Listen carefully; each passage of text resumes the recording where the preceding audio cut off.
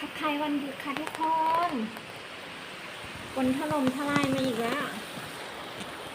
อ้าวตกเข้าไปแตงทวีคูณขึ้นมาตกได้ตกดีพอดีเขาเกี่ยวข้าวเสร็จพอดีเมื่อกี้นี่ตกลงมาอีกแล้วหยุดวันเดียวแค่วันเสาร์วันเดียวค่ะทุกคน